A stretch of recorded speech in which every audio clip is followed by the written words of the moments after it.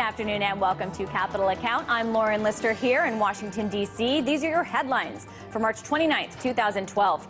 MF Global's collapse has taken center stage on the Hill as justice and the safety of customer money in the U.S. banking system hang in the balance. So what did executives have to say about how things unfolded with an unprecedented $1.6 billion in customer money missing? I don't recall. Well, thank goodness we have our sources. We speak with a fund manager whose money was vaporized by MF Global and has been working with customers to get it back, also with lawmakers on these hearings, and he has the real story for us. And is it reminiscent of Enron? And what can we learn from the cleanup of these disasters that we continue to see more and seemingly worse versions of continuing to happen? Also, here in the U.S., after the free market seemed to say it didn't want ammonia and leftover meat mush pink slime in its meat, guess who is fighting back? The GOV. I'm talking about the U.S. Department of Agriculture and the governors of 5 states that want to bring pink slime back to burgers everywhere. We'll let you know what we think. Let's get to today's Capital Account.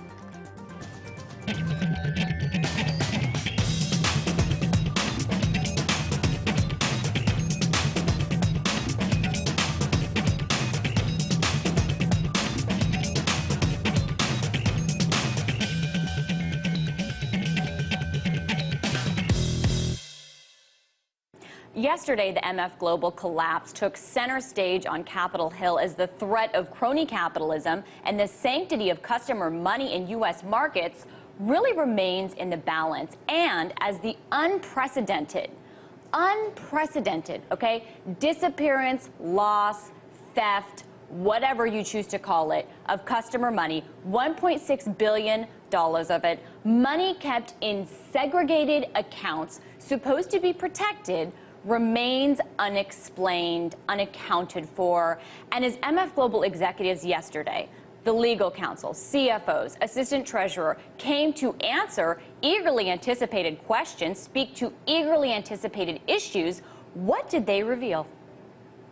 You intend to invoke your Fifth Amendment right as to any question that the subcommittee may ask you on these subjects today. I was not aware of that transfer before it was made, so I would not know that. I was away for the majority of that week, and I apologize in advance if I'm unable to add a great deal of detail. Well, sir, my responsibility was to oversee the global finance function. I was not responsible for... I know what you weren't responsible for. I read the testimony. Apparently you weren't responsible for anything. And that really sums up the tone of those executives up there and what they actually said. Now, speaking of the lawmakers, you heard from one, and whether their motivation was political theater or they genuinely care, I have to give them credit for a much better performance. And this guy took the words right out of my mouth pretty much the entire time. How am I supposed to ask you questions if none of you apparently knew what was going on? Apparently no one did anything wrong, but there's $1 billion missing. That's fair enough. I appreciate your consistency in having nothing to add to this discussion. This hearing, after reading this testimony and listening to you, reminded me an awful lot of a hearing we had on this committee, I don't remember how many years ago, on Enron. Interesting comparison at the end. You catch that? He compared it to Enron, and it has been some time, but let's recall the days of Enron. I must respectfully decline to answer on Fifth Amendment grounds all the questions of this committee and subcommittee. Will you invoke your Fifth Amendment rights in response to all questions here today? Yes, I will. I respectfully decline to answer the question based on the protection afforded me under the Constitution of the United States. No matter how much things change, how much stays the same. So what does that say about the progress in stopping these kinds of frauds in the financial system as they progress to new, seemingly worse levels, and with more and more politically connected people and more consolidated power of too big to fail banks and the alumni they produce behind them? To help us answer that, Stanley Haar is here. He's president of Haar Capital Management. He has been involved in this in the sense that he's been in Congress talking to these lawmakers. He's been an MF Global customer that's affected, a fund manager, and also the founder of the Commodity Customer Coalition. that's helping customers in this case. So we're really happy to have you here. Thanks for being on the show. Thank you for inviting me. I would just correct, I'm one of the founders. One of the part founders. of a team, many of whom have been on your program. Absolutely. I'd like to start off by actually thanking you and this network. It's one of the few places on the air that has given adequate and ample coverage to this issue. Most of the others are just ignoring it. And I think speaking on behalf of all of us, we're very appreciative of the work you're doing. Well, thank you for that, because as we were talking about before we started this interview, this has so much bigger ramifications than just this one case, which has affected so many people, and you can't discount that. But this would set a precedent about customer money that's supposed to be protected in the banking system for everybody. I mean, this is just a bigger deal than I think, as you said, a lot of the mainstream media has credited it for, and I think it's a super important story to cover.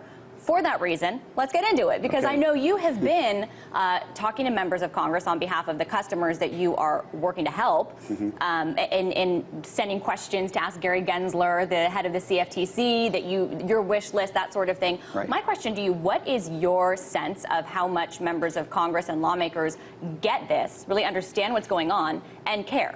Yeah. Well, it is a complicated area. There aren't that many people, unless they come from maybe an agricultural background or have worked in this specific corner of the financial industry, that know much about the futures market.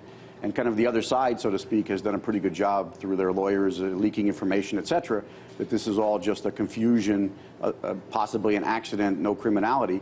And so I think many congressmen have kind of avoided it for that reason.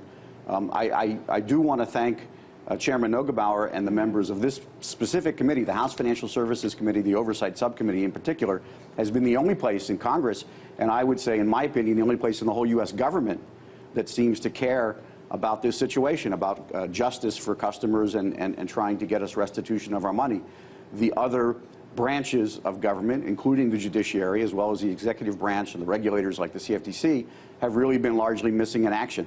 And again, we appreciate what they're doing, and we're trying to help them any way we can, whether it's providing background information, educating them as to the nature of futures trading and why this should never have occurred and was clearly illegal. I mean, the Commodity Exchange Act is a 70-year-old law that basically protects customer funds. They need to be segregated. Even you showed the clip of Congressman Capuano, who I respect and asked some good questions yesterday. But at the end of the hearing, he was still saying, if criminality has taken place. Well, there's a concept in the law. The translation from the Latin is, it is what it is on its face. In other words, the very fact that the money is missing shows that a crime took place. Well, so we should really be moving beyond that to figure out who committed it and how can we rectify the situation and recapture the money for clients. Right. Well, why do you think everybody's so afraid to use words like fraud or theft? You heard the general counsel yesterday for MF Global, who was just bumbling over whether to call this missing money that should never have been missing theft, and she wouldn't. Why is everybody so afraid of that? Well, I think because deep down inside, particularly Ms. Ferber, who is not some innocent country lawyer or someone who's just providing general corporate advice, she's, in my opinion, probably the mastermind behind a lot of what took place, the structure of the repos, et cetera. She's on the International Advisory Council of the CFTC. She is one of the most famous derivatives and futures attorneys in the world. And her experience and connection to Mr. Corzine goes all the way back to the time they worked together at Goldman Sachs. Whenever an attempt was made to restrict, for example, the use of customer funds via repos and the kind of investments they could make, she and Mr. Corzine were on a plane or on the phone speaking with Gary Gensler, with Bart Chilton, in order to keep the rules as they were, to enable them to leverage up the bets and continue basically using our money, placing our money at risk to support their bet. How important do you think the Goldman connection is? Oh, I think in terms of a connection with the existing Goldman Sachs company, there were a number of transactions. I remember reading a report that a lot of the assets that were sold in the final days of the company were purchased by Goldman. So there's an involvement there. I think what's more interesting, and this is not proof of any kind of criminality or whatever, but it is kind of an interesting coincidence that almost all the key players involved, you can find a connection back to working together at Goldman Sachs. And that's what I mean, this kind of Goldman Sachs vampire squid connection. Ferber, Corzine, William Dudley at the Fed, who gave them primary dealer status, J.C. Flowers, who hasn't been mentioned very much, but he placed, from what I understand, Ferber and Corzine in the role of leading MF Global because he had an investment in MF Global and it wasn't doing well, and he thought this was a way to maybe try to energize his investment. It's curious that I don't think this has been brought out anywhere that actually Mr. Corzine remained a managing partner of J.C. Flowers Company, and he remains on that board to this day. And yet no one's talked about the conflict of interest, possible dealings between those two companies, et cetera. So you find Goldman everywhere. And of course, Gary Gensler. Gary Gensler, head for of the sure. CFTC. Yeah, I mean, how is someone, a former crony who contributed to Mr. Corzine's re-election campaign in New Jersey, and he's supposed to be in charge of regulating him? You know, a lot of the spin masters from the other side were leaking stories in the rest of the mainstream press. Again, it didn't get by you guys who were on top of it, that the trail has gone cold. Yeah. And what I always would say to that is, if you haven't even taken the bloodhounds out of the kennel, how can you say the trail's gone cold? There's been nobody looking for what really happened behind the story. Again, with the one exception of this committee, which I'm very grateful for, but they're not a court of law. They can't indict anyone. They can't force, via clawback, our money to come back to us. So at some point in time, hopefully, what we hope is that we can kind of shame the investigators, in a sense, because of these hearings, into doing what they should have been doing already 5 months ago, which is actively pursuing this case. Well, let's talk about if anything came out of the hearing yesterday in regards to that, because we did hear a few of the executives at least say that they've been questioned by investigators or were due to be questioned by investigators. Do you not take that to mean that there is an active DOJ or FBI investigation? I was in the hearing room and listening very carefully, and these people are well lawyered up, if they're not lawyers themselves, like Ms. Ferber. Right. So they're very careful in what they say and how they say it. And if you kind of roll back the video or the transcript from that, Mr. Steenkamp said that his lawyers had been in contact with the DOJ. He had personally never been questioned. Right. Ms. Ferber said that she was going to be questioned on April 6th by the DOJ. That's right. This is an event that happened on October 31. $1 billion goes missing, and you don't question the top executives in the company. You know, if I steal one of these chairs that we're sitting on here today, I'll be in D.C. lockup in about 5 minutes being interrogated. $1 billion disappears, and the head of the company, who are clearly involved in the decisions that caused this to happen, aren't interrogated. To me, that smacks of, if not cover-up, a lack of desire to really get to a rapid conclusion to this. One can attribute political motives to that because of the Corzine-Obama connection, Corzine-Biden, because of the cronyism that we talked about before. I have no proof of that. You know, the Obama team doesn't come to me to consult on campaign strategy. No, you're not there presenting your case. Not the last place they would come to, but I think certainly it smells of a lack of desire to aggressively pursue this case. Yeah. And that's one of the things that's been most frustrating. It's not that complicated. I think Congressman Posey had it right yesterday when he made the casino analogy, that if you and I are in a casino and all my chips are gone and I can't get more credit at the window of the casino, I can't just reach over and take your chips and use them for my bet. I'd be in custody in 2 minutes. Yeah. The question remains if you can, if you're John Corzine. Well, and just to remind our audience of all of those connections, you have Corzine, who has been a bundler for Obama. When he goes and testifies before members of Congress, those were his former colleagues. Correct. Some of them, because he was a member of Congress. You have, again, the Goldman Sachs connection. You have there's sound bites of Vice President Biden saying when they have a problem, when they're figuring out how to solve it economically, they call up John Corzine. You know, so it's really throughout this whole thing. Obviously, we don't know exactly what role that's playing here, but it's important. Biden being the genius that he is, if you look at those sound bites, both Obama and Biden attributed the stimulus plan to the genius idea of John Corzine. But of course, Biden always has to go over the top. If you play back those videos, which are available online, he calls Corzine one of the most honest people he's met. And still ahead, where do MF Global customers think their missing money is? And do they stand a chance against the too-big-to-fail interests in getting it back? We'll have more with Stanley Haar, but first, your closing market numbers.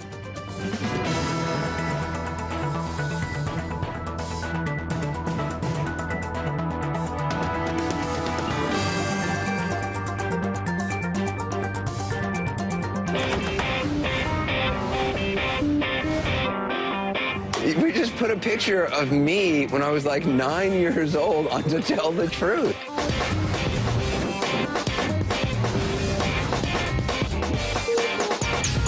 I have a confession. I am a total ghetto princess. I love rap and hip-hop music and Christian music. I thought he was kind of a dick yesterday. I'm very proud of the role that Al Jazeera has played.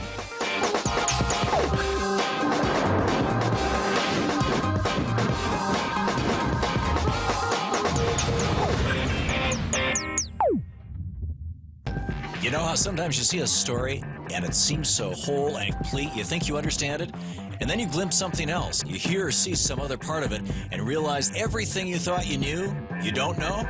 I'm Tom Hartman. Welcome to The Big Picture.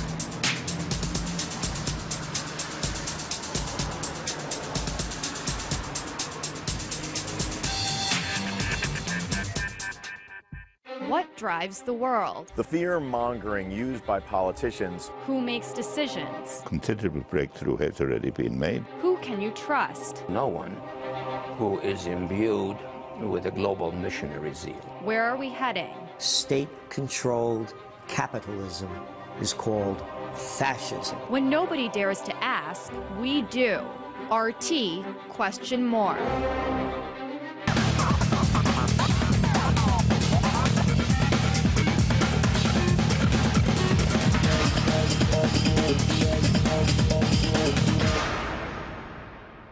Welcome back. Now, as I said earlier, our guest was also an MF Global customer, so he's been personally affected. I asked what it's been like trying to get his money back.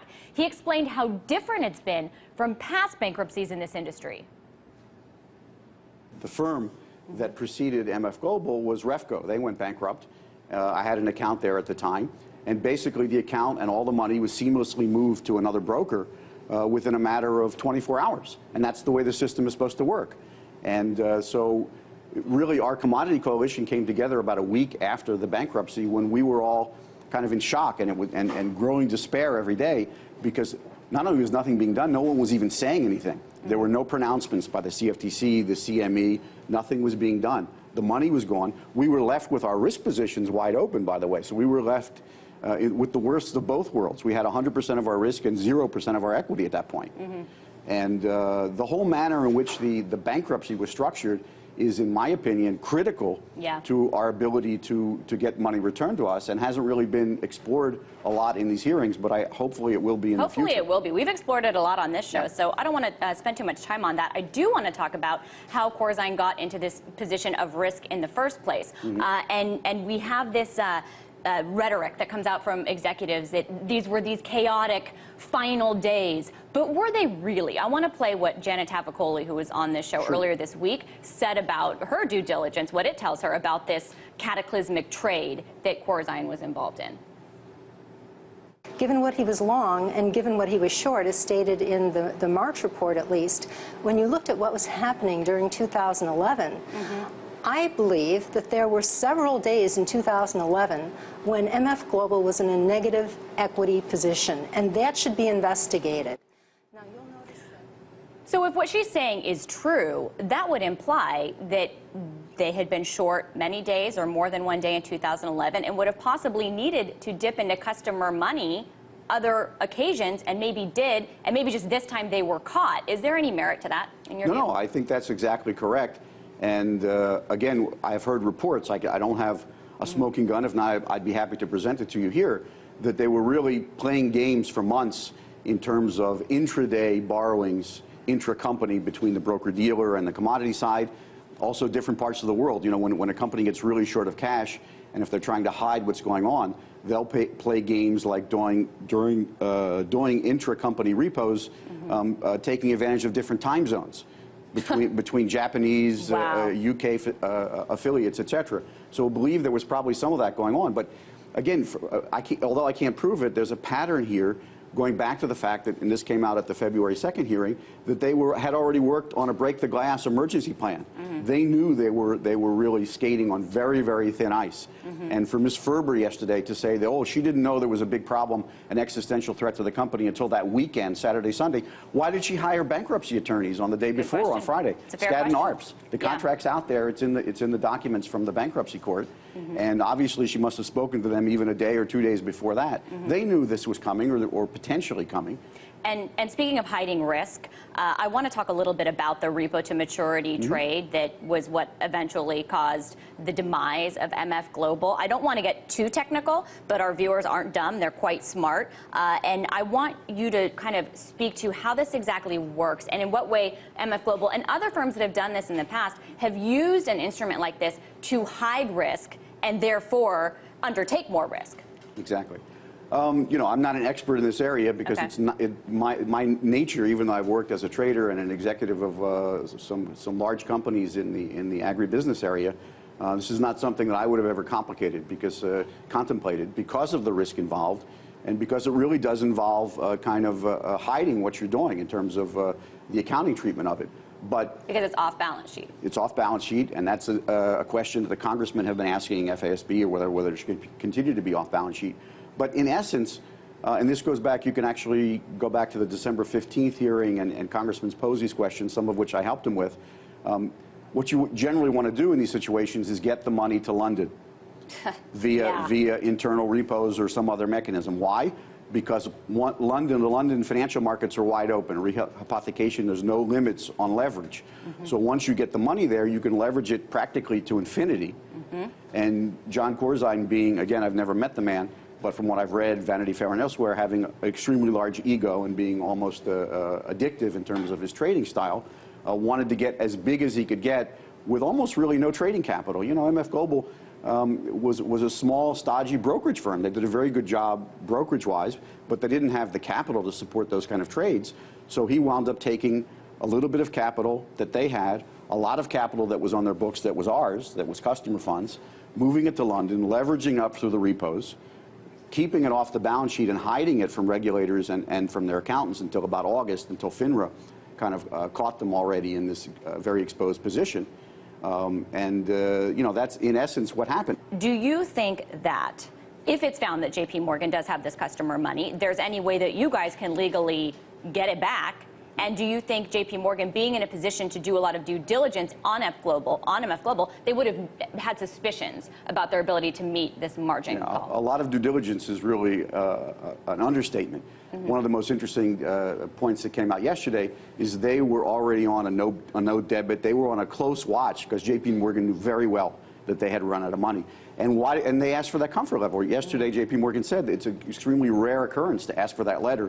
They knew that that money was not money that they should be touching to pay back the JP Morgan credit line. There's no question from day one, I think all of us had very strong suspicions, and nothing's happened since then, that our money is at JP Morgan. The only way we're going to get it back, however, is to break through the safe harbor provisions of the bankruptcy code, because they've already grabbed the collateral. And you can do that if you show that some sort of criminality took place. And there's criminality of all different flavors and varieties flowing all through this situation. And remember, JP Morgan had its hands all over MF Global as the largest creditor, also the underwriter of MF Global's revolving credit facility, their custodian. It goes on. And just a reminder, he mentioned rehypothecation and how major of a part that plays. You can find our breakdown of that very important term on our YouTube channel. We did a word of the day on it.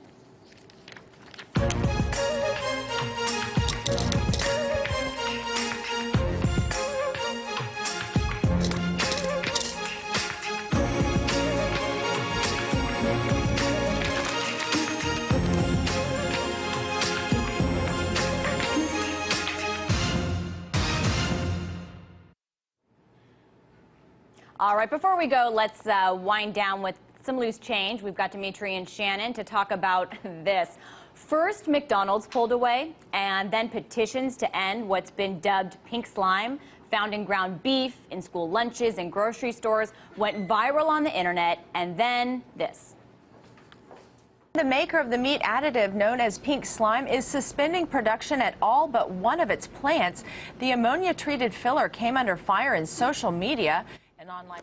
So people got laid off, pink slime closing down, people pulling it. Oh, but wait, not everyone hates pink slime. After all, the U.S. Department of Agriculture, the governors of 5 states are coming out supporting the company, Beef Products, Inc., that makes this pink slime, arguing pink slime has been unfairly labeled and is actually a safe, low-cost way to make ground beef leaner and cheaper. So my take on this is that the free market basically decided we don't want pink slime in our meat once they knew what was in it. And then the government said, oh, no, wait, we don't care what you want. This is good. You need this disgusting animal byproduct, ammonia-treated byproduct in your burgers. Yeah, well, that's the government's job. The government says, Uncle Sugar says this is what's good for you, we want to help you, but what they're really doing is doing the bidding of large corporations, okay, and lobbyists. So this is once again Uncle Sugar coming to the rescue with basically saying, let's shove your face full of pink slime and a-holes and the other stuff that what's his name from The Great Outdoors said is in hot dogs. Put that all in your mouth, and you pay us a commission, and we're doing you a favor. So yeah, and just to remind you what's in pink slime, because I actually didn't know, animal byproducts including low-grade beef trimmings from connective tissue, spinal, rectal, intestinal material, all treated with ammonia gas to kill foodborne illness that causes bacteria. Now, this is the government who has fought people's ability to drink raw milk or distribute it, but they want you to eat ammonia-laden rectal tissue. That's because it's good for you. They care about you, Lauren. This is good for you. This is good stuff. Shannon? The only thing I can say is somebody needs to bring back Where's the Beef? Because where is the beef? I don't know. Between the fingernails and the rectal tissue. Yeah, exactly. Okay, let's move on. The 4th annual BRICS Summit is going on in New Delhi, and these are some of the largest and fastest growing emerging countries: Brazil, Russia, India, China, South Africa. Now, they did some business. They reportedly did agree to work on a common development bank between the 5 countries. That's something we've talked about. It's along the lines of a World Bank. Some analysts are saying it could be an alternative to the World Bank and IMF for these countries. They also signed 2 pacts which would increase trade or encourage trade between the nations because they're offering loans to each other in their own respective currencies. So are countries trying to send the message they've had it with the dollar, circumvent it, and are they trying to answer this? The question is, how do you bury it in a way that is polite? You want to do it slowly. You don't want to do it suddenly. But very politely, they'll tell the U.S., your time is over. So is that what they're trying to say to the dollar? Are they saying the dollar's a pariah currency, as Michael Hudson told me in that interview, which was a great interview on this very issue, but I mean a year ago. This is not a new issue. Well, the developing world is trying to find a way to gently euthanize the dollar. And that's the thing. So, yeah, but I think people should take a look. I want people to notice this. We don't have it up here, but the BRICS logo looks a lot like a marijuana plant. Oh, God. And I think that this is a part of a marketing campaign by the BRICS countries to make their alternative currency look cool. Okay. So take a look at that. Take a look at that. I think it's a smart marketing campaign. We've seen a lot of these deals between countries to trade in their own currencies, and I do think that they're meaningful. Also, they take some time. So you have some time to prepare. It took about 3 years for Russia and China to trade in local currencies. So there's a little food for thought. But that's all we have time for. Thanks so much for tuning in. Don't forget to follow me on Twitter at Lauren Lister and give us feedback on the show at youtube.com/Capital account. From everyone here, thank you so much for watching and have a great night.